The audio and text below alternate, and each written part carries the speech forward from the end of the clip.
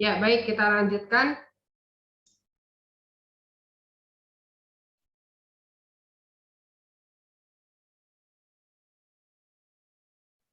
Persatuan Indonesia, bahwa Indonesia terdiri atas berbagai macam adat, suku adat, berbagai macam bahasa daerah, juga ada 5 agama resmi di Indonesia, gitu ya. Ini kalau kita telah secara umum gitu ya, sangat banyak perbedaan dalam sebuah negara. Ada berbagai macam gitu ya, sangat heterogen Indonesia ini. Jadi perbedaan-perbedaan ini bisa menimbulkan perpecahan. Namun, karena kita menyadari bahwa memang Allah menciptakan manusia ini berbeda-beda, aku ciptakan engkau bersuku-suku, gitu ya. Bersuku-suku berarti kan berbeda, gitu ya. Ini untuk saling mengenal, kan gitu. Jadi kita diciptakan Allah berbeda-beda sukunya, berbeda-beda bahasanya, berbeda-beda agamanya. Ini bukan untuk saling bermusuhan, bukan untuk saling membenarkan satu sama lain, gitu ya. Suku Jawa yang paling benar, suku Sunda paling benar. Nah, itu bukan seperti itu, tapi Allah perintahkan itu kita untuk saling mengenal. Nah, inilah yang kemudian menjadi simbol bagi persatuan Indonesia. Gitu ya.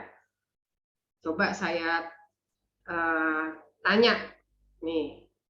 Oh, ada yang baru masuk.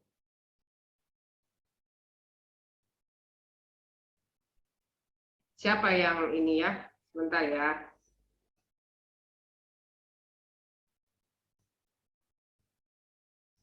Mutia. Mutia ada? Halo. Ada, Bu.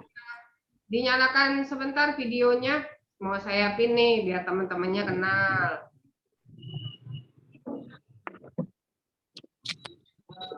Nah, ini Ibu. Mutia. Ini dia. Halo Mutia. Halo, Ibu. Say hi to your friends dari bisnis digital dan akuntansi.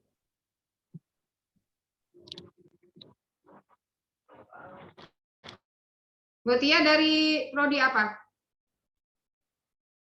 Dari prodi D3 Akuntansi, Bu.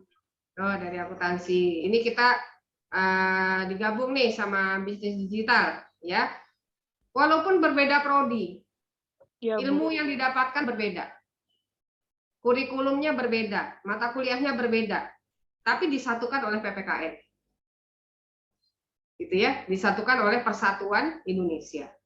Nah, yang mau saya tanyakan adalah sila ketiga Persatuan Indonesia itu dilambangkan dengan simbol apa?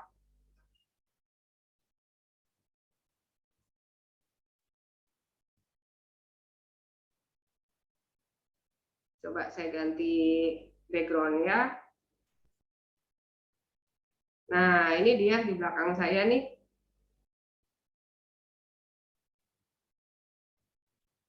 Halo Mutia, kok hilang dia? Kemana tuh? Berganti Iya, jadi Ibu. seorang tua yang berubah. Ini gambar siapa ini Mutia? Nggak tahu, Bu, itu dari SMP, Bu. Nggak bisa Alah, diganti. oh, ya ganti pakai foto sendiri lah paling enggak. Ya. Nah, Ya udah, tapi nggak bisa. sila ketiga dilambangkan dengan simbol apa? Dilambangkan. Ya, dilambangkan Sila dengan ketiga, Bu. ya, Pohon beringin. pohon beringin. Ya. Kenapa pohon beringin? Kenapa bukan pohon mangga? Kan enak ada buahnya beringin. nggak ada buahnya, gitu ya. Beringin ada buahnya? Nggak tahu. Apapun itu buahnya nggak bisa dimakan, gitu ya. Nah, itu kenapa beringin? Saya pin lagi ya, biar teman-temannya kenal. Nah, ini namanya mutia. Nanti kalau sudah kelasnya sudah tatap muka, jadi nggak asing lagi ya. Ini semester 1 kuliahnya Zoom. Daring terus, belum pernah ke kampus, gitu ya.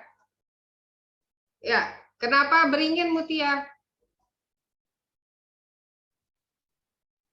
Ini dia gambarnya Karena tuh. pohon beringin itu melambangkan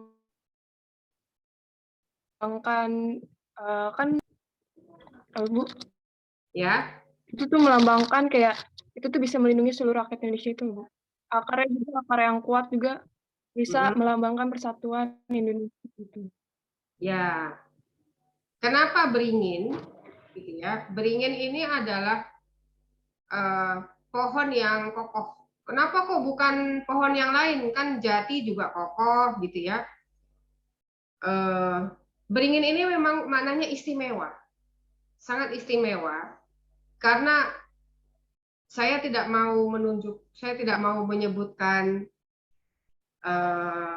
apa namanya ya, alasan-alasan mistis gitu ya. Itu kan beringin itu kan ditanam di Kasultanan Yogyakarta gitu, menjadi pohon yang disucikan lah gitu ya. Kalau dalam Islam nggak boleh itu ya, musyrik namanya ya. Nah itu bahkan ada sesajennya gitu ya. Tapi kita nggak membahas ke sana, itu nggak boleh, itu musyrik. Percaya ada kekuatan lain selain Allah ya, nggak boleh. Jadi beringin ini akarnya banyak sehingga menghunjam ke dalam bumi gitu. Hanya beringin yang akarnya itu sampai bisa menghujam ke dalam bumi. Sementara pohon-pohon lain tidak seperti itu. Dan beringin juga usianya sangat tua. Pohon beringin di Kasultanan Yogyakarta itu usianya sudah 100 tahun. 100 tahun lebih. Gitu. Sehingga pohon beringin ini kemudian memayungi seluruh istana, memayungi istana raja. Jadi seperti melindungi gitu ya, melindungi dari terik matahari dan lain-lain. Itu beringin. Nah, jadi diharapkan akar-akar ini meskipun manusia Indonesia berbeda-beda, suku bangsanya, bahasanya juga berbeda-beda, gitu ya.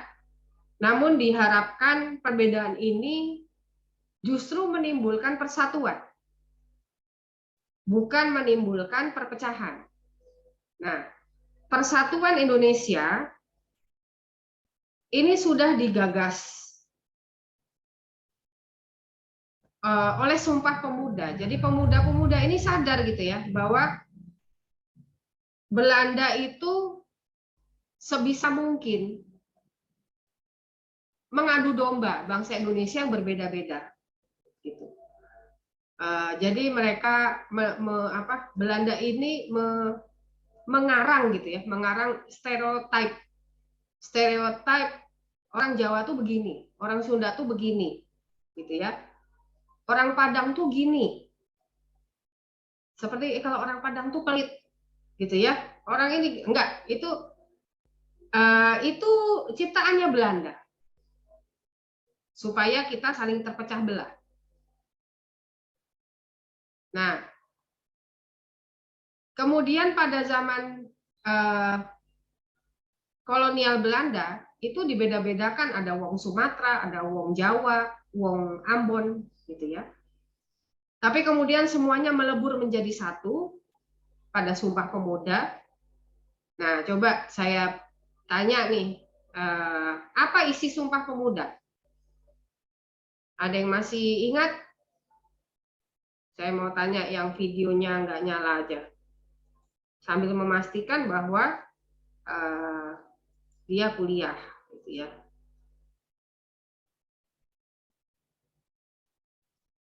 Balkis, halo Balkis.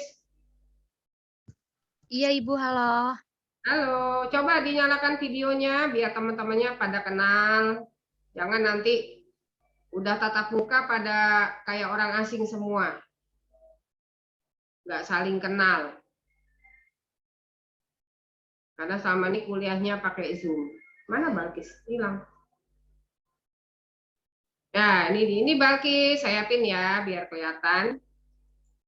Nah, ini Balkis. Mana? Nah, ini Balkis nih, ya. Dari prodi apa Balkis?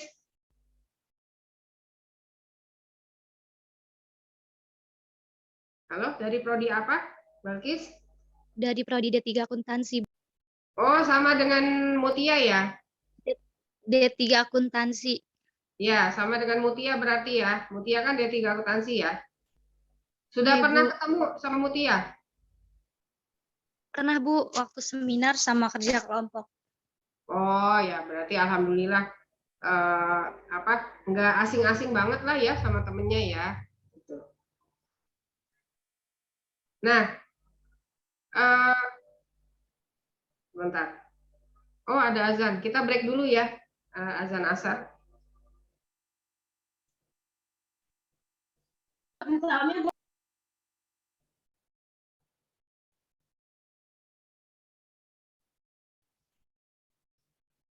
Kok HP saya nggak nyala azannya? Bentar.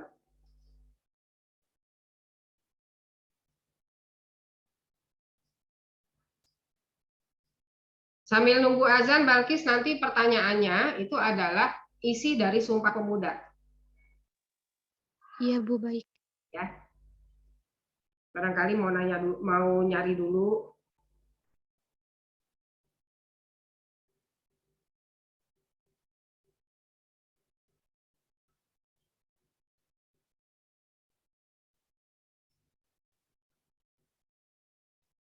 Udah selesai belum azannya?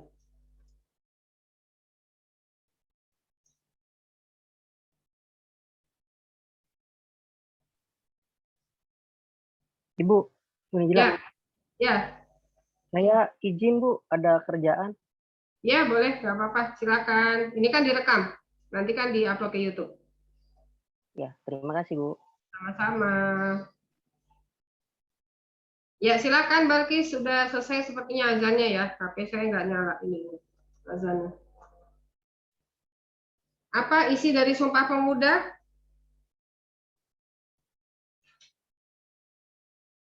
Di unmute dulu, nggak kedengeran mic-nya.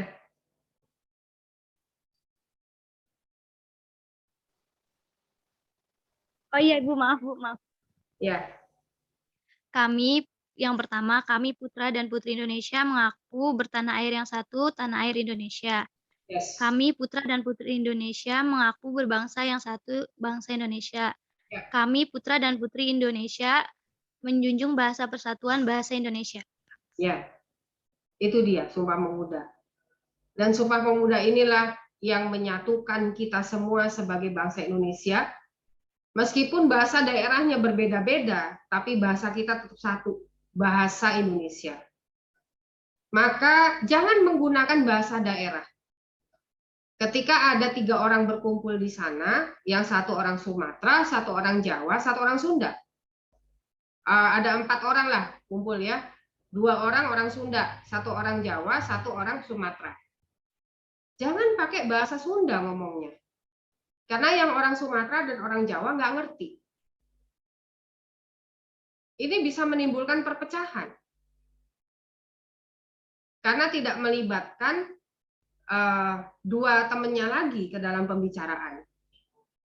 Meskipun mungkin yang orang Sunda ini dua-duanya sedang membicarakan materi kuliah misalnya. Gitu ya. Tapi jangan kita memberikan celah kepada orang untuk berprasangka buruk kepada kita. Gunakan bahasa Indonesia. Bahasa yang satu, bahasa Indonesia. Kecuali 4-4-nya orang Sunda di situ. Silakan pakai bahasa daerah, boleh. Karena 4 orang ini ngerti bahasanya. Gitu ya. Ini termasuk adab ya, termasuk adab. bahwa kita tidak boleh tidak boleh mengabaikan orang yang sedang bersama kita.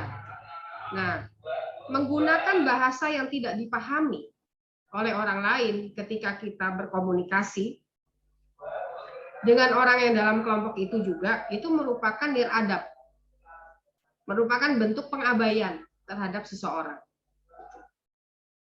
Bagaimana kalau kita menemukan hal seperti ini, gitu ya? Ini misalnya Reza, Balkis, Anissa, Mutia itu lagi ngobrol. Yang 3 orang, Mutia, Anissa, Balkis pakai bahasa Sunda. Reza orang Betawi, nggak ngerti lagi ngomongin apa. Jadi kan merasa tidak dilibatkan dalam pembicaraan itu, gitu kan? Nah, Reza sebagai manusia Indonesia berhak untuk terlibat dalam pembicaraan. Namun gunakanlah cara yang santun, gitu ya. Lagi pada ngomongin apa sih? Saya nggak ngerti. Pakai bahasa Indonesia aja, gitu ya. Nah, jadi ungkapkan ketidaknyamanan itu. Karena kadang-kadang orang pakai bahasa daerah itu dia lagi rindu sama daerahnya, rindu kampungnya, gitu ya. Sehingga ketika bertemu dalam sebuah pertemuan dengan orang yang satu daerah, dia nggak sengaja gitu pakai bahasa daerah, sementara di kelompok itu ada orang dari daerah lain yang nggak paham dengan bahasa itu. Jadi kalau kita merasa nggak nyaman, kita ungkapkan. Nah, mengungkapkannya itu dengan cara yang santun, dengan cara yang elegan, gitu ya, dengan mengutamakan prasangka baik, gitu. Kita berprasangka baik, kok pakai bahasa daerah sih, sengaja tuh biar saya nggak ngerti, bukan, gitu ya. Kok pakai bahasa daerah, oh dia lupa kalau saya itu orang Betawi, nggak ngerti. Ingatkan, gitu ya. Itu kan perintahnya Rasulullah juga. Berikan 70 uzur untuk saudaramu. Gitu ya. Jadi kalau kita merasa tidak nyaman, merasa diabaikan, berikan 70 uzur. Oh dia lupa. Ya kalau dia lupa kita ingatkan, kan gitu. Ada saya nih yang orang Betawi, nggak ngerti bahasa Sunda. Gitu ya. Jadi pakai bahasa Indonesia aja. Kan semua orang ngerti bahasa Indonesia.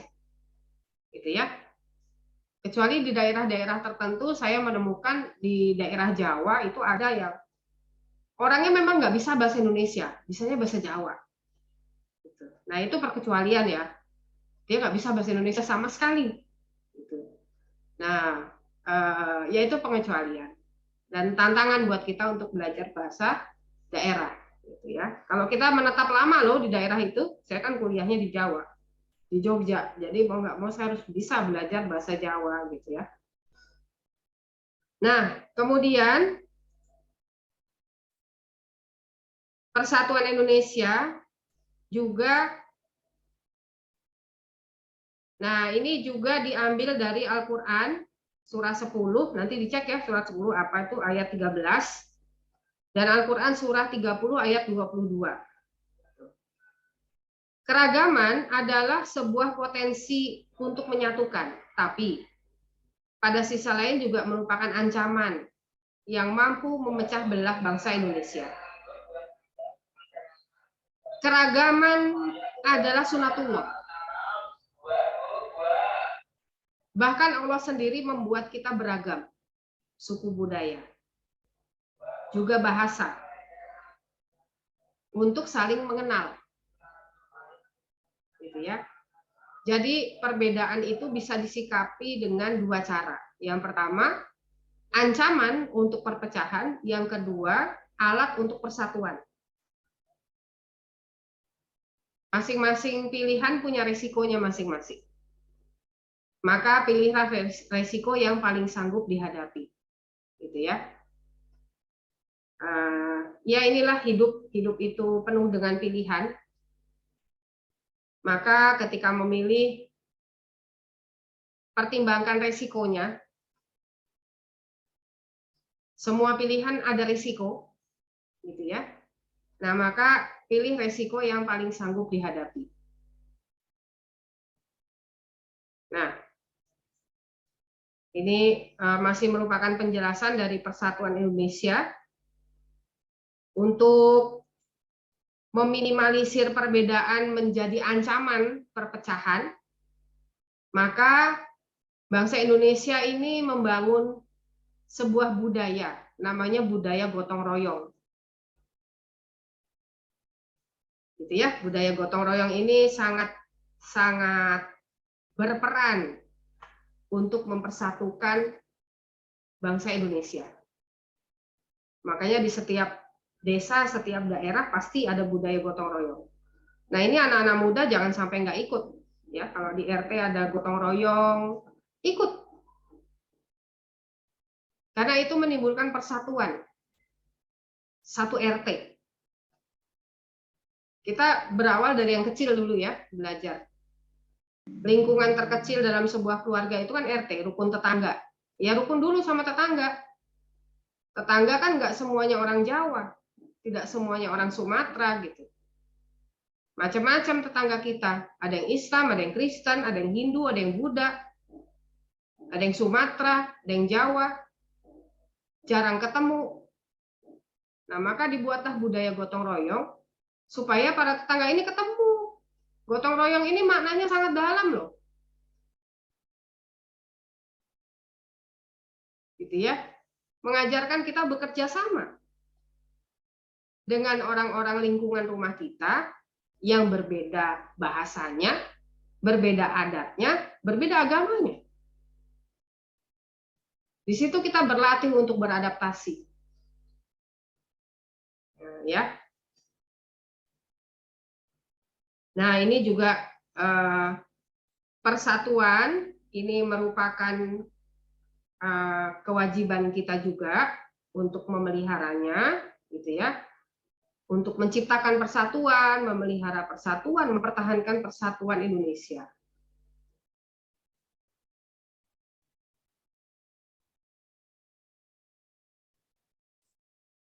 Kemudian sila keempat. Nah, ini dia ya. Kerakyatan yang dipimpin oleh hikmah kebijaksanaan dalam permusyawaratan perwakilan.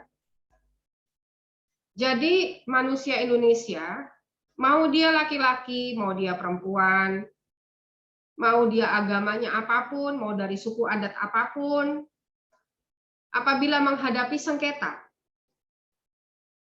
apabila menghadapi sebuah persoalan atau permasalahan, diselesaikan dengan cara musyawarah, bukan dengan cara berkelahi, gitu ya. Tapi dengan musyawarah. Musyawarah ini dilakukan ketika kita menghadapi beraneka ragam masalah yang diakibatkan dari berbagai macam perbedaan. Nah, ini perlu duduk bersama menyelesaikan masalah tersebut untuk kebaikan bersama, bukan untuk kebaikan orang tertentu, gitu ya. Tapi diselesaikan demi kebaikan bersama.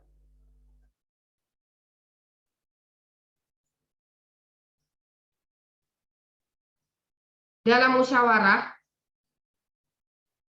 apapun jabatannya di kantor, gitu ya, dia tetap sebagai seorang individu dalam masyarakat itu yang kedudukannya sama dengan masyarakat yang lain. Bisa saja orang itu direktur di kantornya, tapi kalau sudah bermusyawarah dalam lingkup RT menyelesaikan persoalan tertentu, maka kedudukan yang direktur ini sama dengan kedudukan yang security misalnya. Sama kedudukannya. Dan ini sudah diajarkan dalam Islam. Ketika sholat berjamaah, bukan jabatan yang paling tinggi yang menjadi imam, tapi siapa yang bacaan Al-Qur'annya paling bagus. Maka sering kita saksikan bagaimana di sebuah perkantoran, ketika sholat zuhur tiba, atau sholat asar atau sholat maghrib atau isya gitu ya, kalau di kantornya ada lembur gitu. Ketika berjamaah, yang direktur bermakmum kepada satpam. Sama kedudukannya. Karena Allah tidak pernah membedakan manusia. Maka semua manusia sama di hadapan Allah kecuali tingkat ketakwaannya. Gitu ya. Nah, ketika sholat yang jadi imam satpam. Direkturnya jadi makmum. Kenapa? Karena bacaan Al-Qur'annya kurang bagus. Gitu ya. Nah, ini menunjukkan bahwa setiap orang yang membawa kalimatullah, yang menegakkan kalimatullah di muka bumi, tidak akan pernah tersingkir dari kehidupan. Dia pasti akan terpakai. Gitu ya. Nah, ini masih penjelasan dari sila keempat. Jadi dalam musyawarah, setiap orang mengeluarkan pendapatnya secara rasional dengan logika. Tidak ada pendapat yang dianggap lebih rendah dari pendapat yang lain hanya karena kedudukannya di kantor lebih tinggi misalnya, gitu ya. Nah, ini masih sila keempat. Nilai musyawarah ini diwujudkan dalam bentuk demokrasi rakyat. Nah, demokrasi kita menggunakan sistem perwakilan. Di sebagian negara istilahnya parlementer, gitu ya. Nah, wakil-wakil rakyat inilah yang terlibat dalam musyawarah, gitu ya, untuk membela kepentingan daerahnya. Ya, namun juga disesuaikan dengan kepentingan dari daerah lain.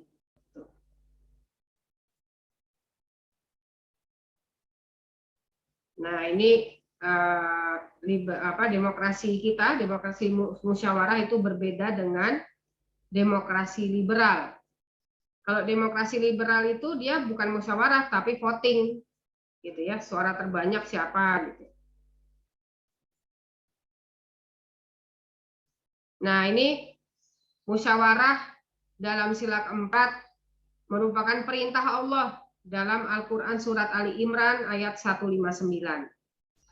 Maka bermusyawarahlah kamu dalam menyelesaikan persoalan-persoalan, gitu ya. Jadi musyawarah itu tidak hanya terbatas pada urusan dunia, tapi juga berkaitan dengan urusan akhirat juga, karena kita melaksanakan apa yang diperintahkan Allah pada Al-Quran surah Ali Imran ayat 159. Allah perintahkan bermusyawarah, ya kita musyawarah, gitu ya. Nah, ini sila kelima, keadilan sosial bagi seluruh rakyat Indonesia. Keadilan sosial ini adalah sebuah konsep yang melihat kehadiran keadilan secara seimbang bagi manusia sebagai makhluk perseorangan dan juga dalam posisinya sebagai makhluk sosial. Ya.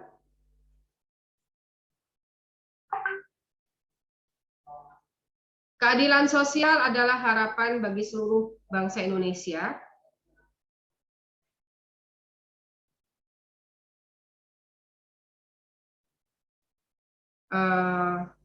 Yang masih merupakan cita-cita ya. Keadilan sosial bagi seluruh rakyat Indonesia ini sangat baik dan masih menjadi cita-cita bagi kita semua.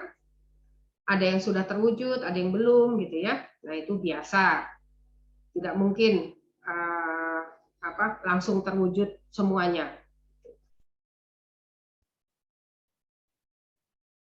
Menciptakan sebuah keadilan sosial bagi seluruh rakyat Indonesia adalah tujuan didirikannya Negara Kesatuan Republik Indonesia.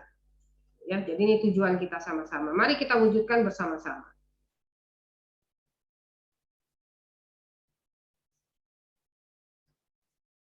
Nah, ini masih penjelasan dari keadilan sosial.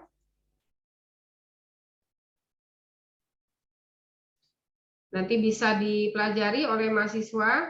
Ini semua ya, perbandingan keadilan sosial bagi bangsa Indonesia, kemudian di Eropa juga dibahas bagaimana bentuk keadilan sosialnya.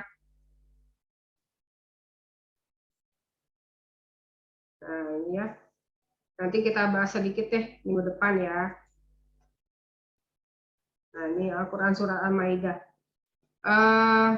Baik, waktunya sudah hampir habis ya, tinggal 5 menit.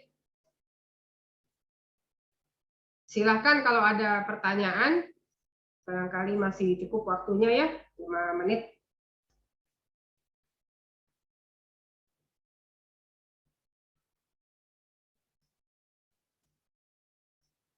Kalau tidak ada pertanyaan, karena kita juga harus bersegera melaksanakan sholat ya, sholat itu tidak boleh ditunda-tunda. Saya akhiri perkuliahan hari ini dengan mengucapkan hamdalah, alhamdulillahirabbil alamin. Alhamdulillahirabbil. Nasrun minallah wa fathun qarib wa basyiril mukminin. Sampai ketemu lagi di pertemuan selanjutnya. Mohon maaf atas segala kesalahan dalam perilaku maupun perkataan. Fastabiqul khairat. Wassalamualaikum warahmatullahi wabarakatuh. Waalaikumsalam warahmatullahi wabarakatuh. Waalaikumsalam warahmatullahi wabarakatuh. Terima kasih, Bu. Ya, sama-sama. Terima kasih, Bu. Terima kasih, Bu. Nah.